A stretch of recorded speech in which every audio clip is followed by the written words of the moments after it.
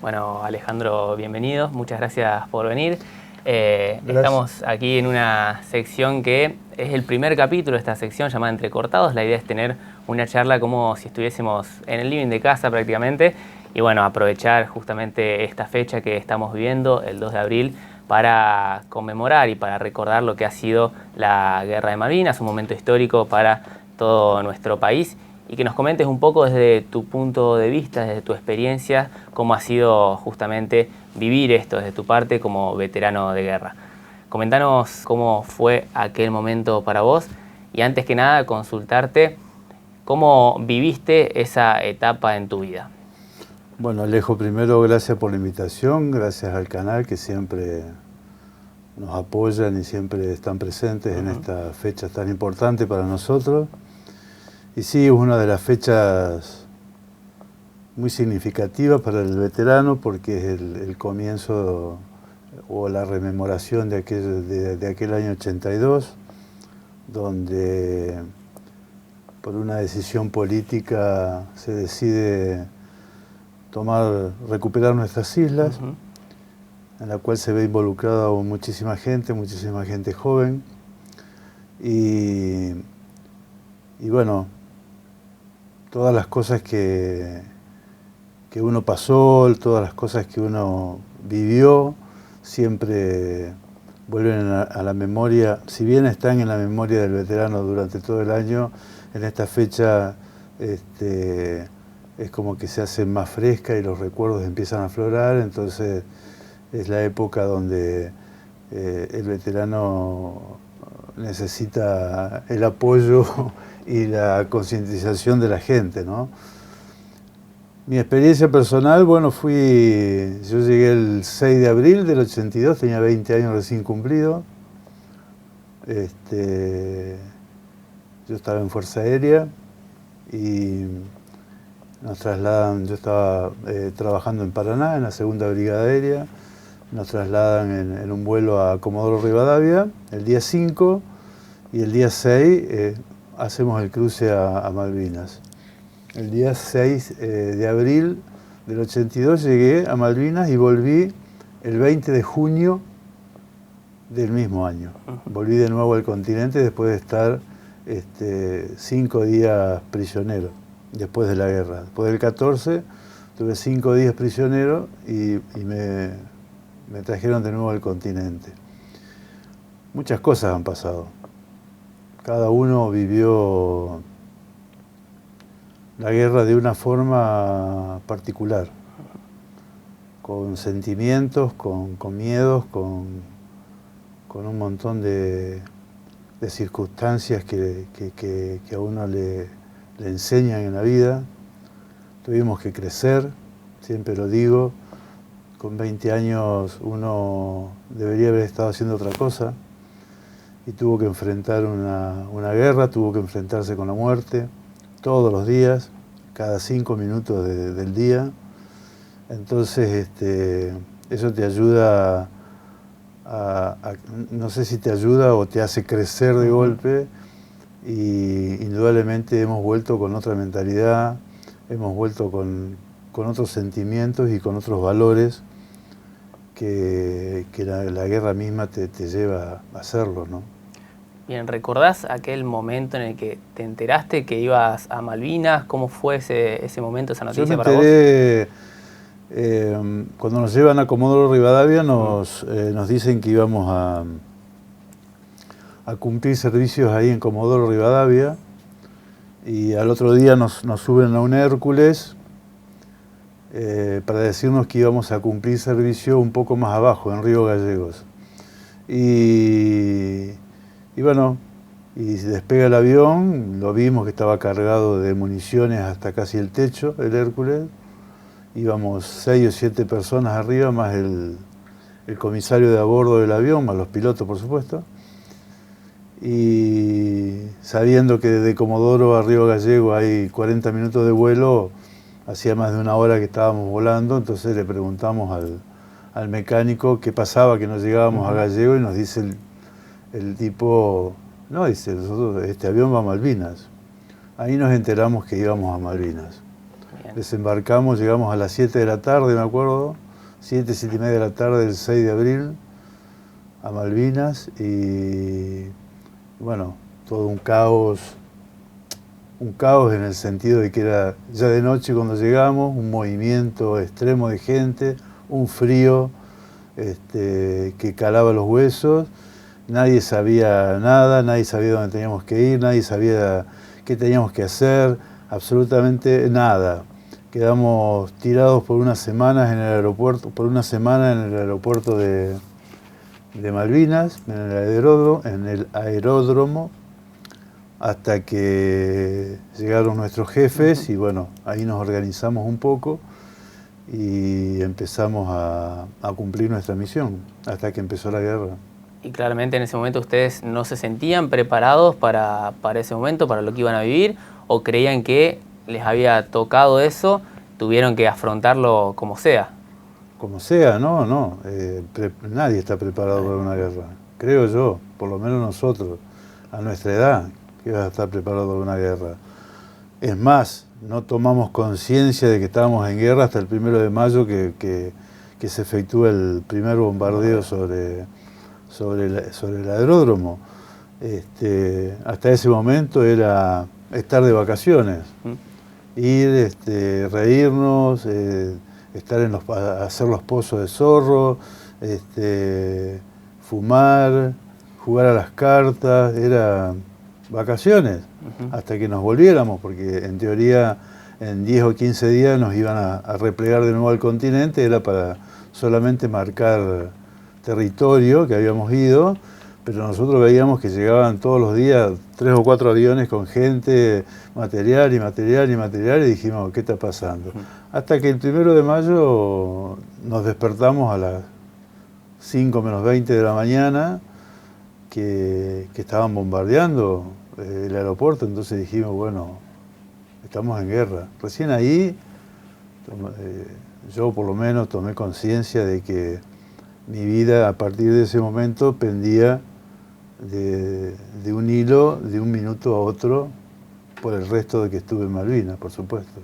Bien, ¿y tu tarea cuál era dentro de Mi Malvinas? tarea yo estaba en comunicaciones de Fuerza Aérea y mi misión era guiar a los aviones que venían del continente a bombardear, después del 1 de mayo, guiarlos a los blancos. O sea, los aviones salían del continente, estando a 3 minutos se comunicaban con nosotros les decíamos a qué le tenían que disparar, porque ellos venían ciegos del continente, a la fragata, a gente desembarcada, después cuando estuvo el desembarco de San Carlos, a la gente que estaba desembarcada, o avisarle si había aviones dando vuelta que podían hacerle correr peligro. Así que constantemente estábamos viendo los blancos. Nos llevaban a nosotros con un helicóptero o en camión, depende de la distancia que era, a una colina donde nosotros teníamos que ver el blanco y avisarle a los pilotos, pasarle a los pilotos las coordenadas. Teníamos que pasarle el color a lo que le tenían que tirar, si era una fragata, por dónde tenían que entrar, por las coordenadas de entrada, las coordenadas de salida, y después avisarle al líder de la escuadrilla si habían salido todos los aviones, si habían derribado 1 o 2, o avisarle a un numeral que es un acompañante del líder si habían derribado al líder, si se había eyectado, si no se había podido eyectar, si había explotado el avión. Ese era todo nuestro trabajo. Bien, ¿y cómo era un día allí en Malvinas? Como decías, hasta el 1 de mayo, bueno, era como si fuesen vacaciones. Sí. Pero después de eso, cuando dieron cuenta que estaban realmente en guerra, ¿cómo era cada uno de esos días? Bueno, después del 1 de mayo, el día era para cumplir las misiones diurnas, porque los aviones de noche no volaban, salvo los Canberra, los bombarderos. Todos los aviones de caza volaban de día, o sea, venían de día del continente, así que nos movíamos si bien éramos 3 grupos que nos repartíamos el trabajo, estábamos inmersos en eso. Y a la noche ya que el bombardeo, todas las noches se posicionaba una fragata a 20 kilómetros de Malvinas y bombardeaba lugares estratégicos de Malvinas desde las 7 de la tarde a las 7 de la mañana, todas las noches, con una cadencia de 2 minutos o 3 minutos, caía una bomba en Malvinas. Como nunca sabíamos dónde iban a caer, por ahí le tiraban al aeropuerto, por ahí le tiraban a los montes, por ahí tiraban a Puerto Argentino, por ahí tiraban, entonces era estar metido dentro del pozo de Zorro, rezando, estar metido adentro tapado con una frazada, creyéndose que la frazada te iba a tapar una bomba que caía o las esquirlas de alguna bomba que te caía cerca. Así que era casi dormir nunca, no se podía. Esa era una de las intenciones del enemigo, desgastar físicamente al soldado para que no rinda en su trabajo. Y bueno, y de día, cuando teníamos una hora más o menos que no había misión, dormir porque a la noche no se podía. Comer espaciadamente cada día que pasaba o cada momento que pasaba, los aviones que traían las raciones del continente eran cada vez menos por miedo al derribo. Entonces la comida empezó a escasear mucho y bueno, ya los últimos 15 días era agua y hasta ahí nomás. Y lo que podías conseguir para comer, ¿sí? ¿Había otras opciones para conseguir comida? No, por ejemplo? No. No había ninguna. No, para nada. Lo que pasa es que por ahí, viste, siempre te la arreglás, o qué sé yo. Cuando estábamos medios lejos, por ahí se corría y se mataba un cordero, de algún kelper por ahí, se agarraba un cordero, se mataba, no se podía hacer fuego, así que se comía medio como se podía. Pero generalmente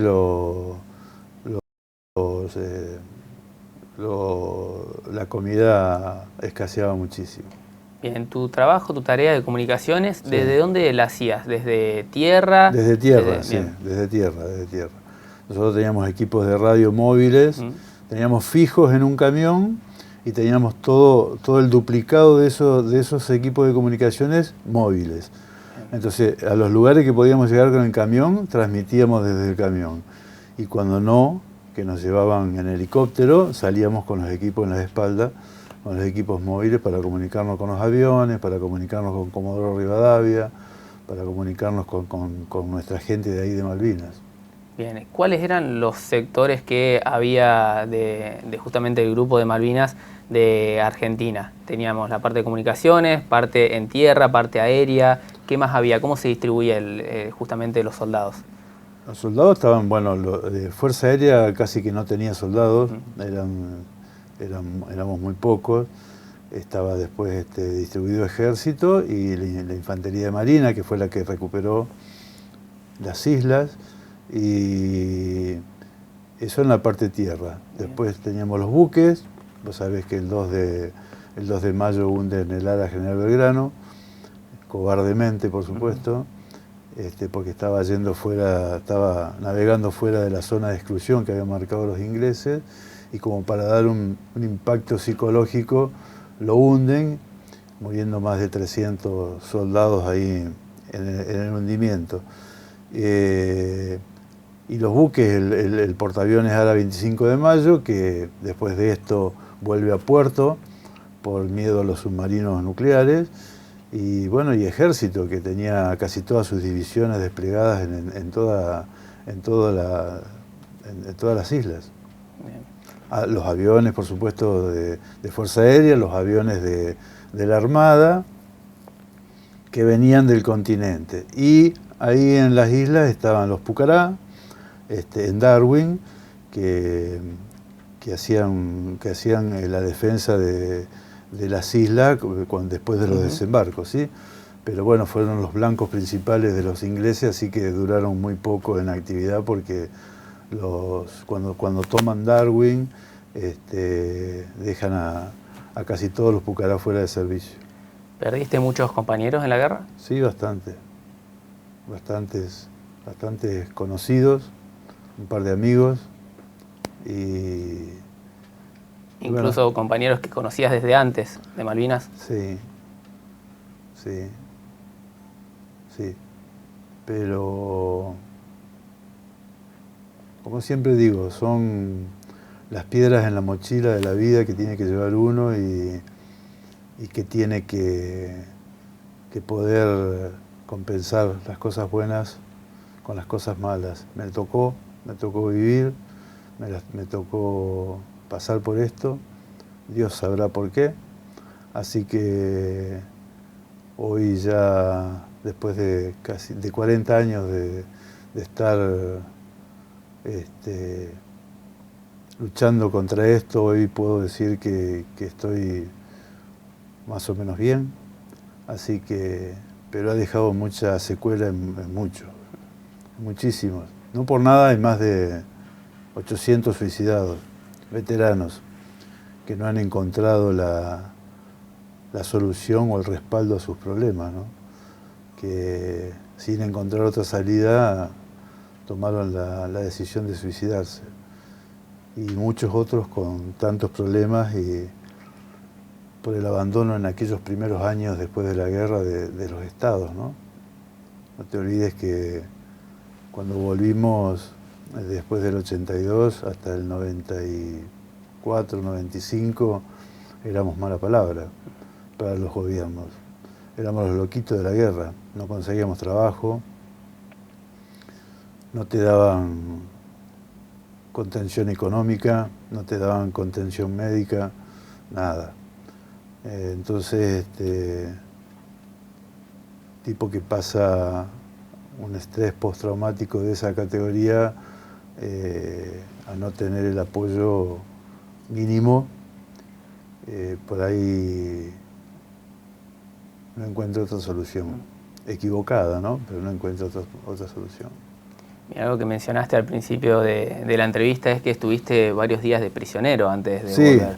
¿Cómo fueron esos días para vos? ¿Cómo se dio esa situación? El 14 yo había vuelto el día 13 de una misión y bueno, estábamos en Puerto Argentino y recibimos la orden del 14 de que nos habíamos rendido, que salgamos a la calle,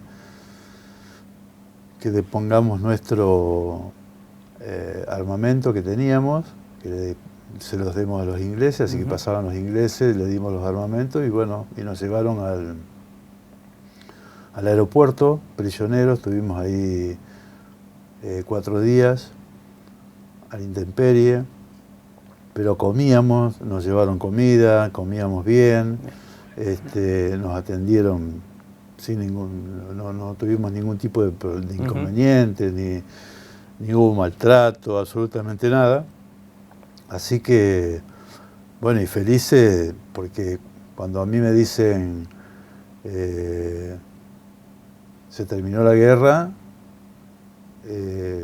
fue la primera vez en 77 días que dije voy a volver a ver a mi familia.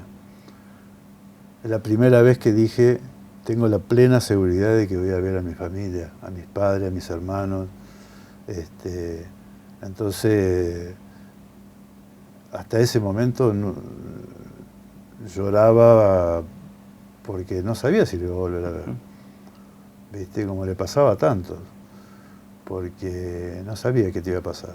Bien, a pesar de que justamente la noticia fue que se habían rendido, era una alegría porque sabías que ibas a volver a tu casa. Pero era un placer. Yo siempre digo que agradezco a las autoridades, al gobernador Menéndez de esa época que toma la decisión el día 14 de rendirse porque estaban casi todos los soldados en Puerto Argentino, que lo habíamos replegado todos, y estábamos rodeados por ingleses armados en las colinas, y si no se rendía iba a ser una masacre, iba a haber 4, 5, 6 mil muertos argentinos.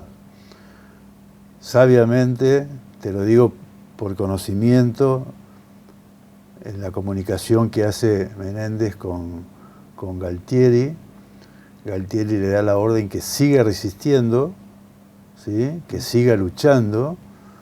Le digo porque estoy en comunicaciones y escuché la comunicación. Y Menéndez le dice, me parece general que usted no entiende lo que está pasando. Dice, voy a rendir mi tropa. Entonces Menéndez como que lo insulta, Galtieri, perdón, lo insulta, le dice que siga combatiendo, que no sea cobarde. Y Menéndez se da cuenta de que iba a ser una masacre. Entonces rinde la tropa. Una sabia decisión, a mi criterio, porque ya no había más nada que hacer y hubiese sido una masacre. ¿Se notaba esa diferencia con las tropas inglesas?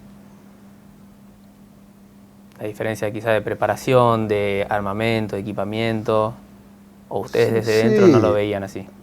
No, porque vos fíjate que cuando lees un poco la historia o ves en los libros las batallas de Monte London, de dos hermanas, vos ves que había una paridad. Lo que pasa es que el armamento sí era mucho mejor y estaban más preparados, tienen más cancha. Nuestros soldados, nosotros no habíamos entrado en combate nunca, ellos tienen guerras encima y nuestros soldados no sabían, a ver, no le estoy cargando las tintas al soldado porque no sabía cuáles eran los aviones argentinos. Claro. No los conocían. Tal es así que el primer avión argentino que cae lo voltea tropa propia sobre el puerto argentino. Un Mirage que averiado después de luchar en el aire con un Harrier, decide aterrizar en Malvinas para no perder el avión porque no llegaba al continente porque no tenía combustible, pasa sobre tropa argentina y nosotros le avisamos a la tropa, a los soldados, esto fue el 1 de mayo, le avisamos a los jefes del ejército, por ejemplo, de que iba a entrar por tal lado un avión Mirage, una escarapela argentina grandísima en la cola y en el fuselaje. Y cuando está haciendo el sobrevuelo para aterrizar, le tiran, pero con todo. Está bien, había sido el bombardeo hacía 2 horas. Los soldados estaban todos con los pelos parados. Ven un avión que viene a baja altura, ¿sí?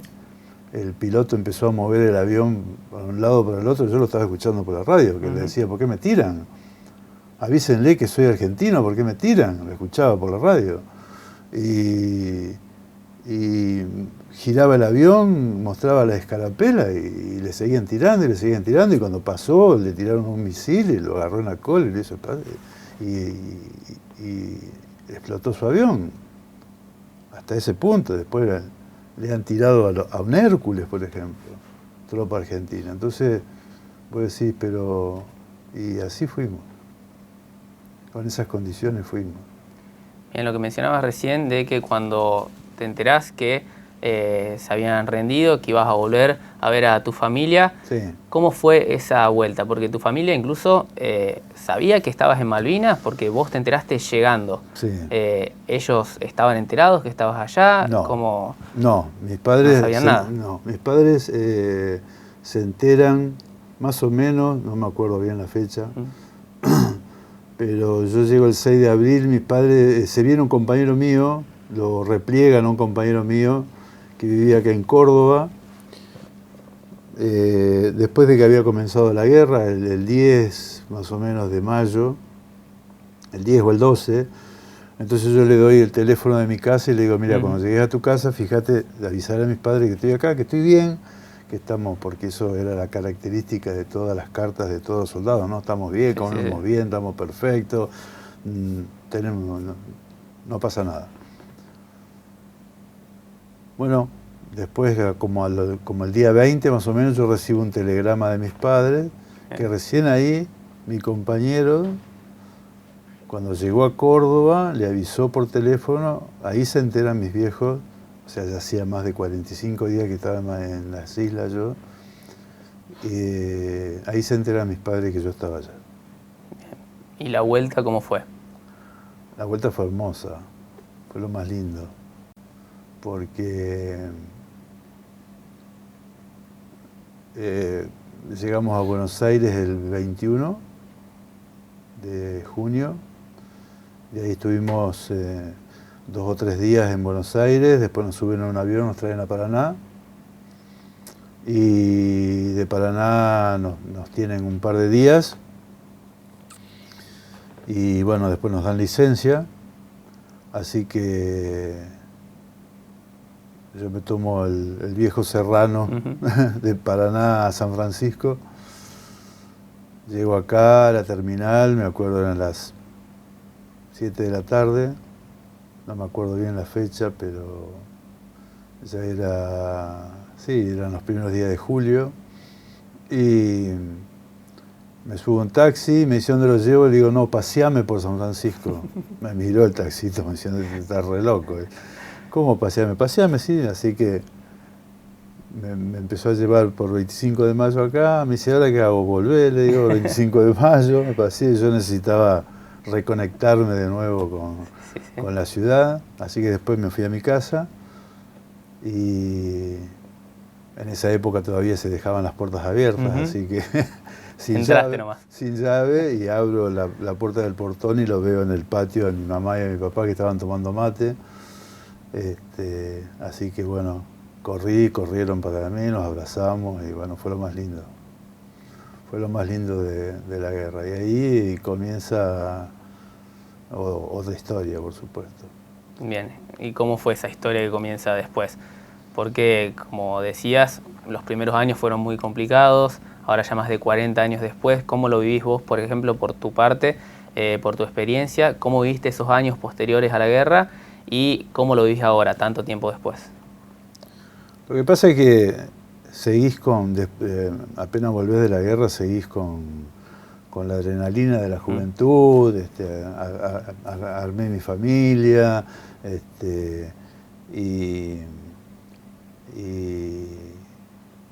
y te parece a vos que va todo normal, va todo bien, ya pasó, va todo bien, hasta que, si bien empecé casi a los 2 años, empecé con psicólogos por prevención, después empiezan a aparecer las cosas, empiezan a aparecer a la noche los sueños, las cosas que viviste, te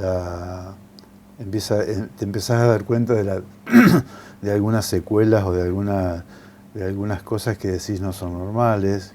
¿Qué estoy sintiendo? ¿Qué me está pasando? Angustias, ataques de pánico, no poder dormir, tener pesadillas. Entonces, todo eso empieza a carcomer un poco todo tu esquema de vida, que si no te das cuenta, te lleva a lo que llevó a mucho. Pero bueno, empezar con tratamientos, empezar a especialistas, ese era el otro problema, no había especialistas que trataran el estrés postraumático de una guerra, porque no había gente preparada, hasta que se forma un equipo muy importante de veteranos de guerra que después de la guerra, soldados estudiaron, se recibieron de psicólogos y psiquiatras, hicieron cursos en Estados Unidos y vinieron a atender a veteranos, al que yo fui, el que estaba en el Hospital San Roque en Córdoba, y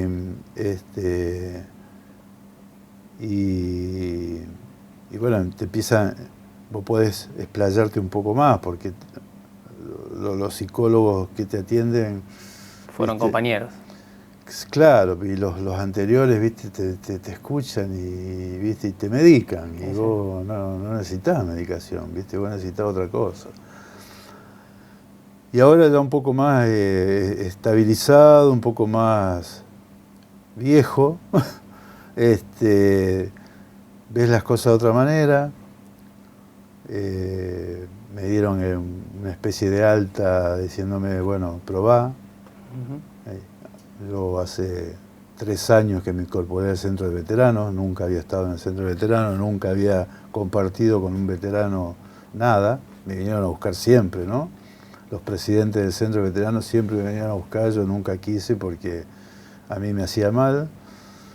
Hasta que, bueno, hace 3 años empecé, probé, no me hizo mal, al contrario, me hizo bien ir a las escuelas, ir a hacer esto, nunca había hecho esto.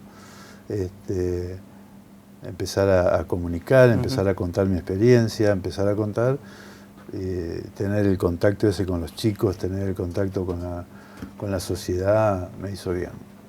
Bien, ¿tuviste la posibilidad de volver alguna vez a Malvinas? ¿Volverías si tenés la posibilidad?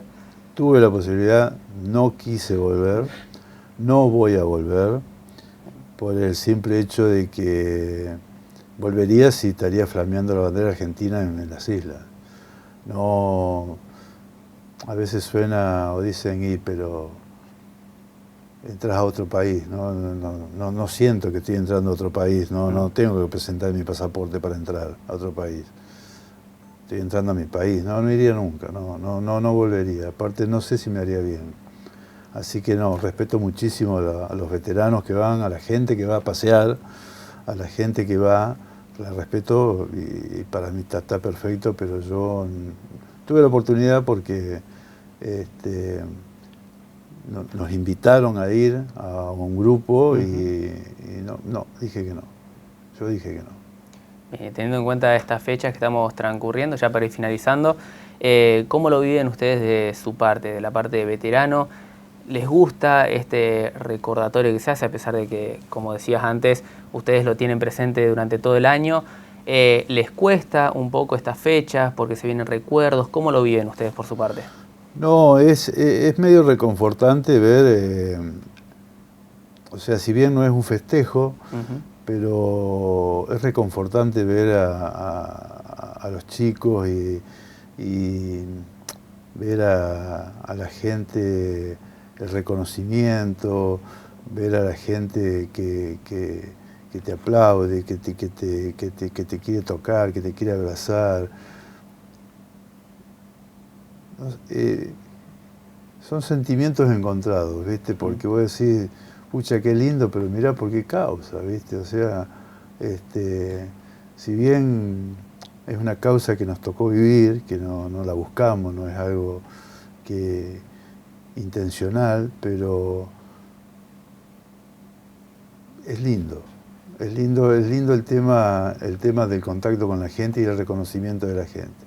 A pesar de los que hayan pasado 42 años, la gente grande sigue con el mismo sentimiento.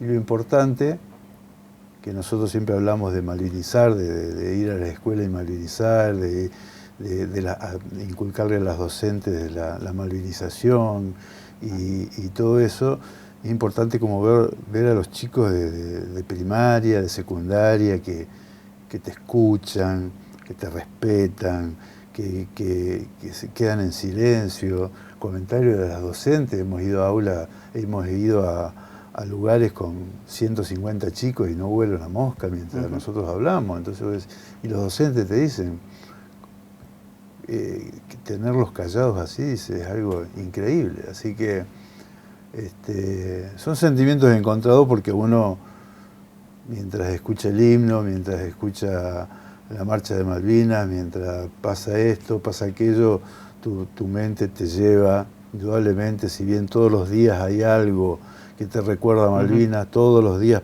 te pasa algo en la vida que te recuerda a Malvinas o que te asocia con Malvinas, viste, vos ves esos días, vos ves que son encontrados los sentimientos, porque si bien te llevan para allá, lo que estás viendo después de 42 años te da satisfacción. Bueno, muchísimas gracias, Alejandro. No, por favor, gracias a ustedes y perdón por tengo un malestar encima. No, por favor, muchísimas gracias. Gracias.